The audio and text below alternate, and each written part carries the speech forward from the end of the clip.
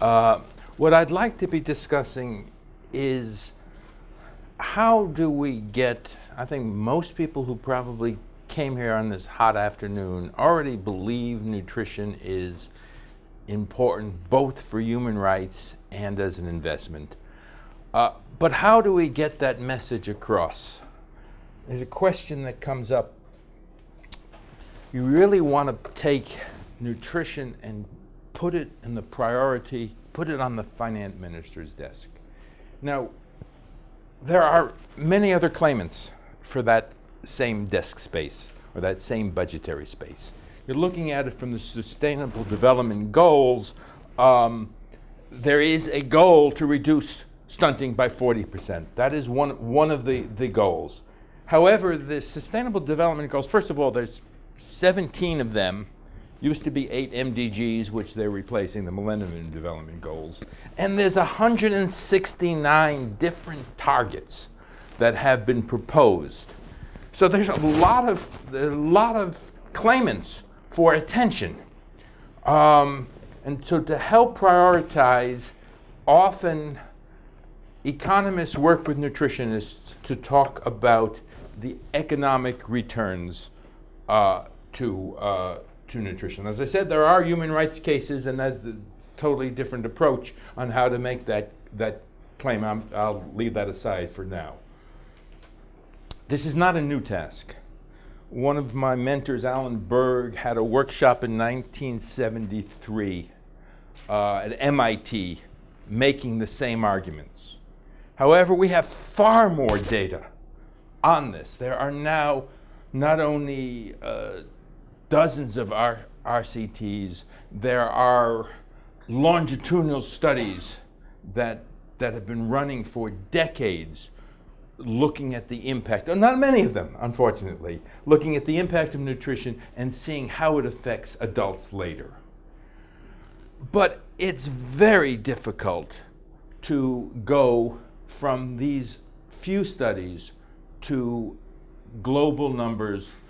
There are a number of assumptions that have to be done in the best of studies. What I'm doing today, I'm not trying to, as I said, I think this audience is not the audience I need to discuss that nutrition is a good investment. I'm going to trust that you all have that notion somewhere. What I'm trying to do today is to say that when we do these analyses, often for advocacy purposes, that our results are not really driven by one or two assumptions. We have to make all these assumptions. But it isn't that we have cherry-picked assumptions. It isn't that we've got some fortuitous number that we're using to drive the results. And what I'll do is, first of all, I want to review a few different approaches in the literature. I'll try to do that briefly. Hopefully, if you want the paper, 3IE has a copy, you ask me, I'll give you a copy, more details. But then I'm going to say, let's vary these assumptions. Let's just see how sensitive are our results to the various assumptions. That's my goal today. One approach in the literature, the one that I'm, to tell you the truth, most comfortable with, is a project benefit cost analysis, because that's context specific. If you do it right, you will look at what is the outcome within a certain time period in a certain place, and then say, what's the value? But it still requires a lot of assumptions, because take most of the RCTs you know. You look at the impact of a program, let's say distribute iron tablets to women, on birth weights. Or you do a growth promotion looking at the height of a child at age 2. But the economic returns are when that child is in the workforce. So to go from there to that workforce says, okay, what is this height impact that we've seen? We've measured it. We know it's there. What does that mean for their schooling? What does their schooling mean for their future wages? And how do we discount the future wages to compare them to current costs? All of those require assumptions. You can do them very carefully, but seldom, very seldom, in a few cases, fortunately, are you free of having to make those assumptions. As I said, that's one of the reasons why I'm trying this set of simulations here. Now, also know that project benefit analysis cannot, in economic terms, realistically consider mortality reduction. People have tried. If we have time after this, I can give you my rants on those attempts, but it's not something that can be done easily without even stronger, heroic, and sometimes morally questionable assumptions. So I'm just talking just about the economic returns in terms of productivity, which is already just a subset of what can be done. But the project cost approach is usually, as I said, very concept specific. I've used it for the Copenhagen consensus, but I have never tried to say, well, what would it mean for an entire country if you did this? And this is a drawback to virtually all, or no, let me use, not even virtually, for totally any type of these type of studies that we're discussing. We don't know how costs will change as projects scale up. There is no reliable data I've come across that can say what the average cost is. Will that double? Will that triple as we try to expand to 80, 90% of the population? Those cost numbers do not exist. So any of these assumptions, whether it's benefit cost analysis or some of the other models I'll talk later, are very sensitive to that limitation. Okay. One of the approaches which is promoted a lot in Latin America. The African Union is promoting it for Africa. It's merely saying, what's the GNP loss of the fact that a share of our workforce, already in the workforce, were stunted as children? If you look at the workforce and you look at their heights, you can say that so many were stunted. And if they weren't stunted, we assume that they would be earning X percent more, a number of assumptions. And this has been done, and ECLAC in Latin America and African Union have been trying to do it for every country in their jurisdiction. These are not based on any interventions. They're taking a current population, whatever risks they had as a childhood, they're already given. This has been done. Horton and Steckel did it globally for one of the Copenhagen consensus. 8% of global GNP was their estimate. The African Union did it for Africa. Ethiopia, the 16%. Malawi, 10%. Even Latin America estimated up to 10% for Guatemala of GNP lost of the current workforce because they were malnourished a generation ago. Other approaches, the same teams have done. What is the cost of neglecting the current under 5 population? What would happen if we do not solve malnutrition for this population using the same assumption, the same model? Now, there are fewer individuals under 5 than the workforce. The workforce would cover 40 years, 50 years of age group, plus secular trends in the world. The children who are under 5 now in most countries have a lower risk of malnutrition than their parents or grandparents did when they were 5. So these numbers are smaller. For Latin America, the cost to GNP is less than 1%, using the same approach that I just mentioned had been done for the current workforce. For Africa, there's still high numbers. And again, these have been commissioned by economic research groups in their continents for advocacy, trying to say not merely what does a project mean, but what does this mean for GNP for the entire country. That's an approach that there are people who want those type of numbers. One of those examples, a very prominent one, is the Lancet series of nutrition, the most recent one, 2013. That team put together a list of 10 interventions, nutrition-specific interventions, which have very strong evidence base on their efficacy. Little question that these are all valuable interventions. They said, what if we took this package, all 10, scaled it up to cover 90% of the at-risk children in the world, actually in 34 countries, but the 34 countries that had the greatest risks of malnutrition. They estimated two important things that came out of this modeling. One is that it would cost $9.6 billion a year. And that number, it keeps on coming up now. People want to know that. And that if you did it, you'd solve 20% of stunting.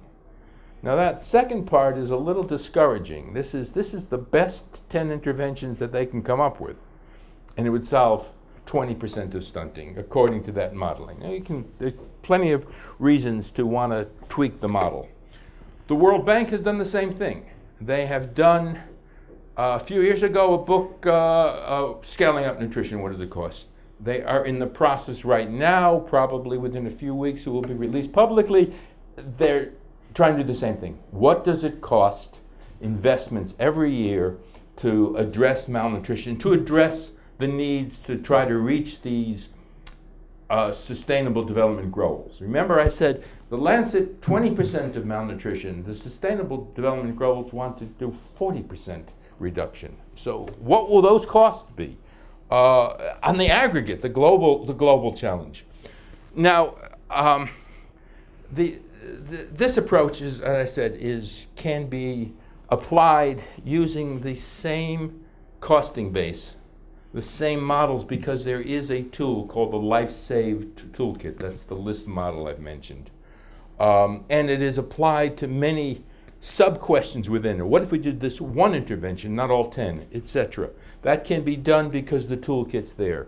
Now it has the drawback, a major drawback, that the LifeSave Toolkit is based on meta-analysis of very controlled studies. Which means not only is there the heterogeneity problem, do these controlled studies represent a wider population, poorer, less educated, whatever, but more, what are the costs of a larger study?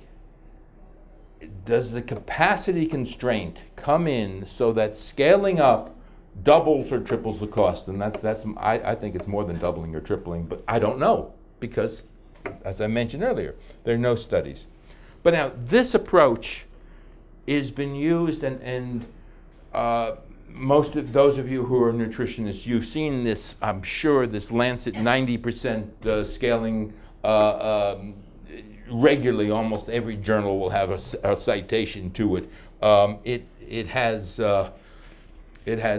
legs. Okay, taking this one step further, because the Lancet model said 90% coverage, 20% stunting. What does that 20% of stunting mean economically? So taking this one step further, using a similar approach, saying if we take a share of the population and we reduce the stunting share by a certain amount, current share in India is nearly 40%, in other countries it's greater or lesser, and we want to reduce it all by 20% or whatever. What would it cost, and what would be the benefit? The benefit would come if you could link stunting to change of GNP. In this approach, you usually take one of the few longitudinal studies which have actually seen stunting in a child and followed those children to adulthood and saw what's the consequence compared to children in their similar circumstances.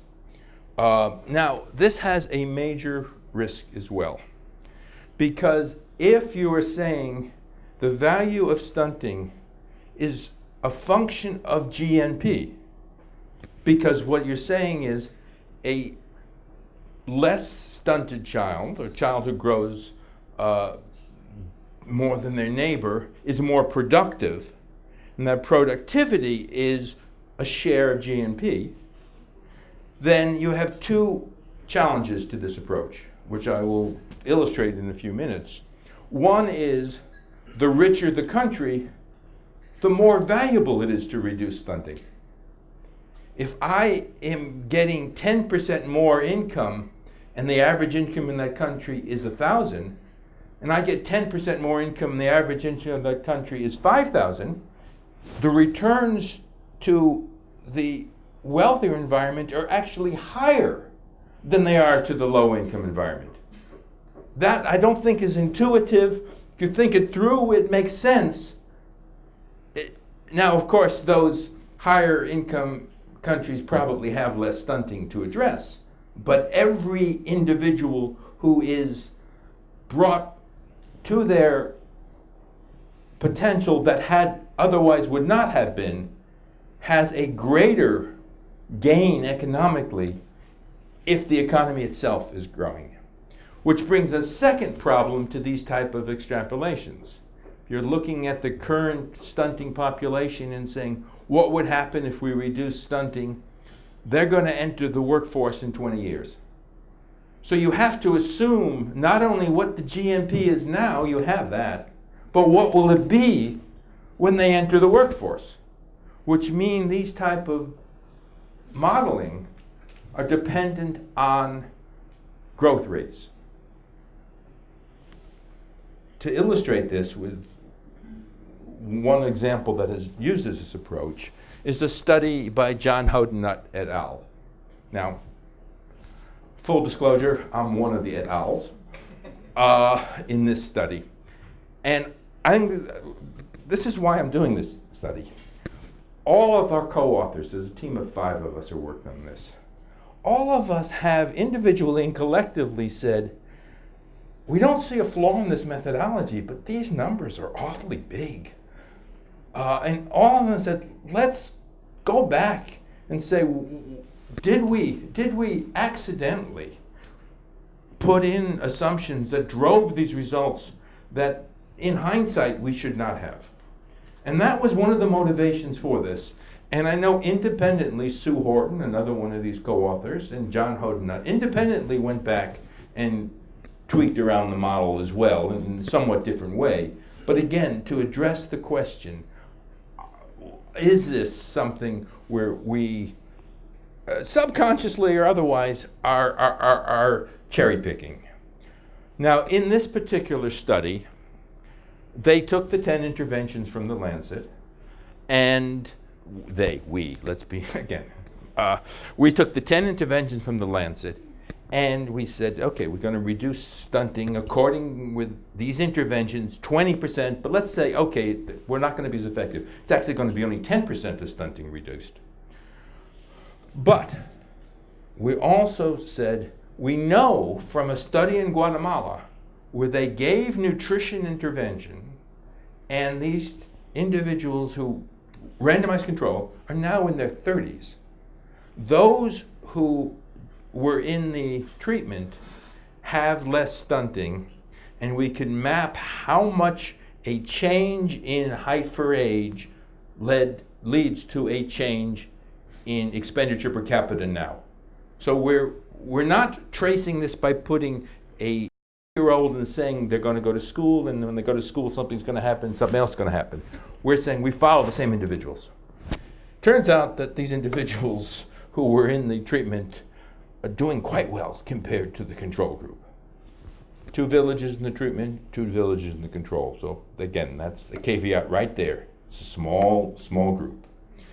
But using this approach, we found, and using us as the costing which is already out there in the literature, that for the Democratic Republic of the Congo, the benefit cost ratio is 4. It's got a low GNP, virtually no growth. For India, the benefit cost ratio under these assumptions is 34. That is, for every dollar you spend on nutrition, you can expect not $34, but $34 in present discounted value. Now, those of you who are not economists, basically what we're saying is $1 now is worth more than $1 in 10 years. Partly because you'd be impatient to get it, but more because if you have $1 now and you invest it wisely, in 10 years it's going to be worth $1.50 or $2, depending on economic rates of return. So one discounts the future in order to compare it to current costs. It's a standard economic approach. That discount rate is not directly observed. It's one more assumption you have to put in these models. There are plausible ranges, but it's not directly observed. So these models are dependent in part on what discount rate you use, and I'll illustrate that in just a moment. Okay, so as I said, I went back using a variation of the approach that John Hodenut and my other colleagues all worked on. Did it slightly different. Looking at what would be the returns to nutrition if we continued the trend compared to no improvement. So current trends are part of this model. Now we also model, I won't be discussing today, it's in the paper if you want it, what would be if we reached the SDGs, reaching 40%. Now, for some regions of the world, such as East Asia, they're going to do that in trend. But for some of these, that would mean an acceleration of nutrition. But the approach is the same.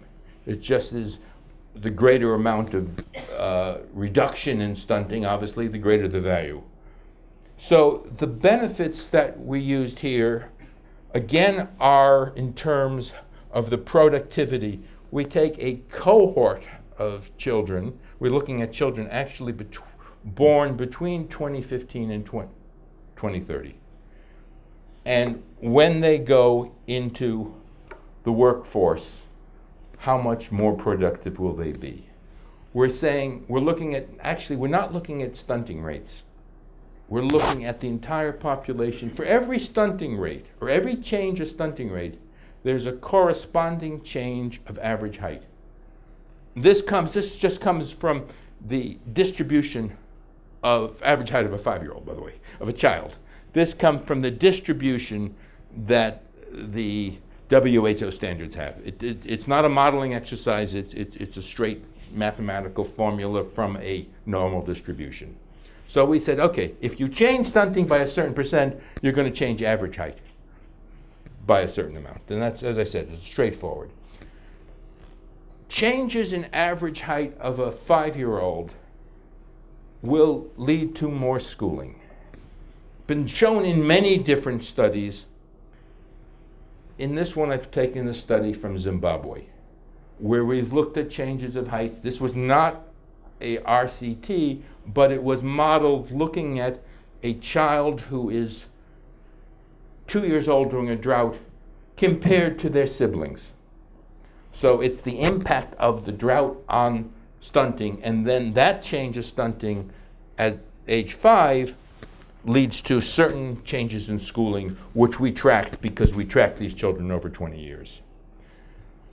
The change of schooling leads obviously to a change of earnings.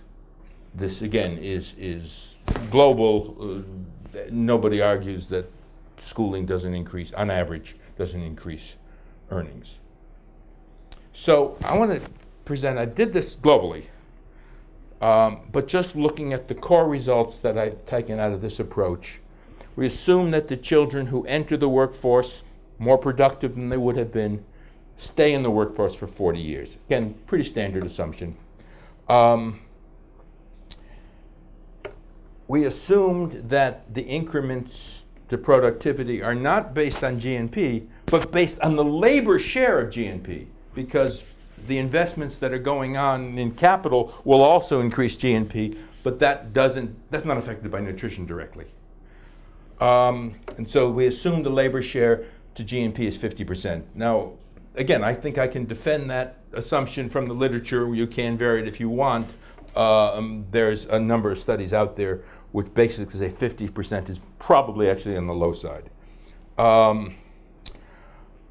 For South Asia, not just India, but South Asia as a whole, which started off in this using UNICEF data with 36% malnutrition in the region.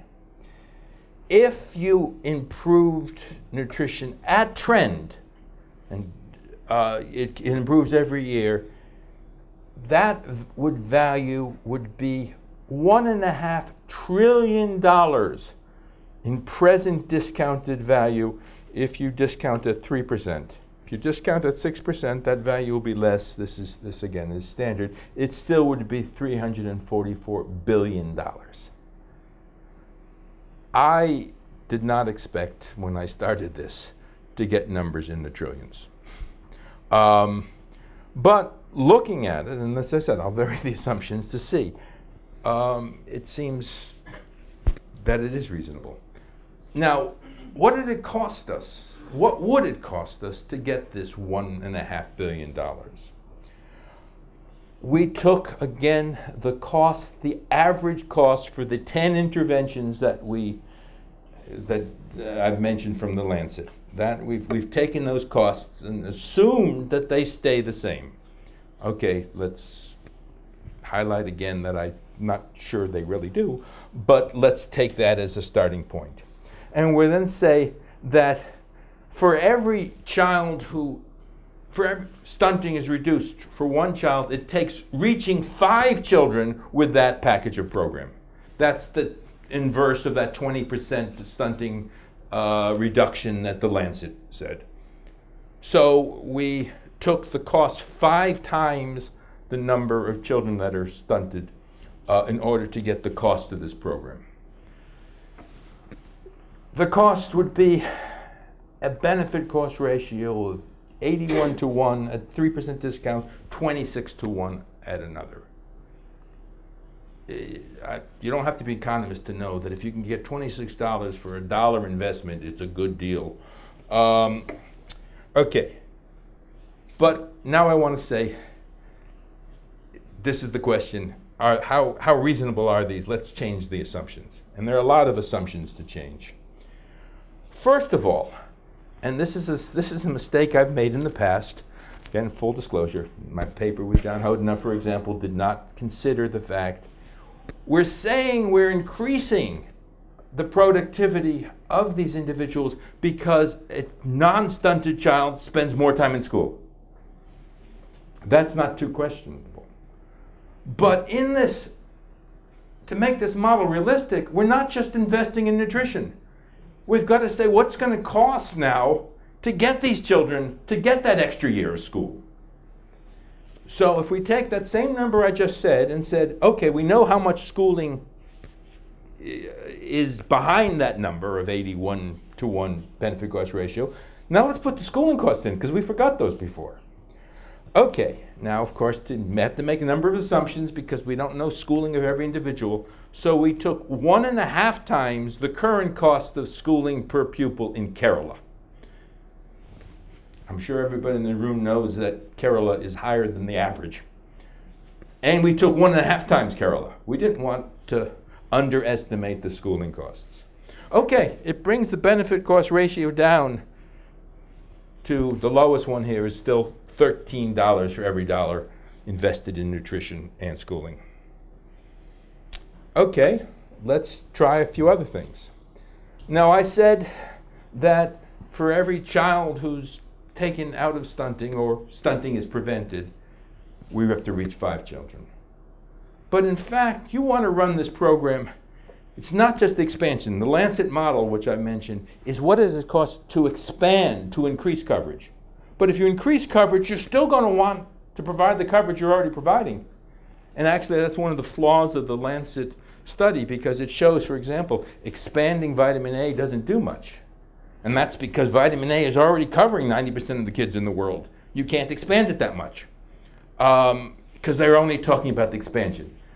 But let's try saying, we're going to get the stunting reduction we're talking about, but we have to continue to do these 10 interventions for every child in the cohort. So we're covering more children. Covering more children means it's going to cost more. So let's take now and take that schooling cost that I had left out, the full coverage of nutrition for everybody, what does that bring to the benefit cost ratio? The lowest one is 7.1. Okay, I'm going to give you a couple more. I'm trying to say, again, the purpose of the study is not to say that nutrition is a good investment. I'm taking that as a given. But to say that it is not driven by one or two extreme assumptions. Okay, let's say, are we using the right returns to schooling? Because what we've taken the returns to schooling from a pretty large global review, 63 data sets, 42 countries by some very good economists. And they say, on average, globally, the returns to additional year of school for rural populations, and we use the rural, is 7.5% of earnings for every year additional. I don't think that many people who are familiar with wage equations, familiar with studies of schooling, would be terribly surprised by this number. I think it is fairly well accepted. To the degree that you'll ever find consensus among a number of economists, you'll find a consensus on this. But if we expand schooling to cover 90% of the children we're talking about or whatever, it probably is going to bring the rate of return down. Because the children who pick school now probably come from higher education families, better economic backgrounds, whatever, have better schooling chances. Plus, if you saturate the market, pretty soon, in the United States now, a high school degree won't get you a job. Even as some people say a college degree won't get you a job. It's been because you're competing against somebody else who's got the same education. So perhaps the rate of return that's 7.5 that Erasm and colleagues found using data from the 80s and 90s will not hold in 2030, 2040 when our population is finishing school, our cohorts. So let's take the number and bring it down to 3.5. Less than half of what we used before. And let's also say that the relationship of improved height and schooling, which I derived from my Zimbabwe study, I was using instrumental variables. I was comparing across siblings and across villages. But I did various other models. Some people say you're not supposed to keep on playing with your models. So I'm going to take the smallest of the coefficients that I found in that study. Not the one that I think is theoretically and empirically the best, but the smallest of the ones that are plausible. So I'm reducing this to 40% of what it was before. Okay, still have 15 or 5, depending on your discount rates, benefit cost ratios. Okay, one more. I'm not going to spend the whole day giving you varying assumptions, but I think you're seeing a pattern. I trust you're seeing a pattern. Okay, we're taking a totally different approach. I'm not going to go through schooling. We're going to say, and this has been shown, many studies, even in the United States, Norway, England, taller people earn more.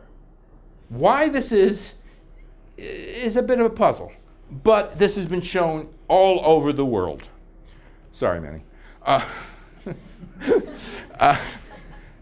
Outriders in every data set. Explains a lot. Yeah, I see. Okay. So taking a different approach, again, using the Zimbabwe data, but just looking at the relationship of adult height and earnings, and using the data that Steckel and Horton took from the entire world, which basically said an additional centimeter is associated with roughly a 0.5% increase of height. This is from global data. So it's probably a fair approximation. That would give us benefit cost ratios 23:7 at the lowest. Okay, so what do all these numbers say? Okay, the way I'd like to put it There is a tribe, or legendary tribe, it may not exist, an apocryphal story of a tribe in New Guinea that has a counting system, 1, 2, 3, many. Anything bigger than 3 is many. There's no other number. Okay, let's have a benefit cost ratio to 1, 2, 3, many.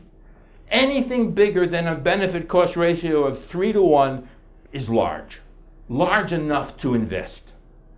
None of these numbers that I put up there are smaller than many. It doesn't quite matter. We are never going to get the precision, the double decimal point precision, to be able to give you a global estimate of the returns to nutrition that's going to be as precise as one would like. But my point is, it doesn't really matter. Because anything that we have that's even halfway plausible says that we're not investing enough. And that's more or less the point. And by the way, I might be actually underestimating for a whole bunch of reasons. I haven't discussed anemia. I told you, I said that a life saved is not in this model. One could argue that that's the largest returns to nutrition. Can't put it in because I don't know how to do it. There are other underestimations, probably the health costs, the savings in health costs that are immediate to the budget, not 20 years down the line. This year, you're going to spend less on the child who is not low birth weight than you would have if the child was low birth weight. Reductions in chronic diseases. Not only are we talking about obesity, and those are different issues, a low birth weight child actually has a higher risk of obesity. It has to do with the thrifty genome theories and so forth, but the data is pretty clear. The modeling of it is actually getting clearer as well, epigenetics. But anyhow, the point is that there are many returns to nutrition I didn't even discuss, and I still get high benefit cost ratios. I will admit that there's also a number of assumptions that cannot be avoided. I've mentioned them. I've gone over many of them. I might have left off a few. But the basic point of this modeling exercise, it's not to repeat what was done in the Copenhagen consensus. It's not to go over each and every intervention of those 10 that we talked about, plus another 10 that are probably worth considering. What are the returns to that intervention in the Indian context or any other context you want to look at? But to say that the various studies, when people ask for a global estimate of the returns to nutrition, you can argue, do you really want a global because the country's going to invest local? That's true. But there are advocacy reasons. I mentioned the SDGs. The Lancet spent a good deal of time to get those global estimates. And despite all the problems one has, all the assumptions you have to make, these type of calculations turn out to be fairly robust, as long as you consider that both 7 and 17 are both many.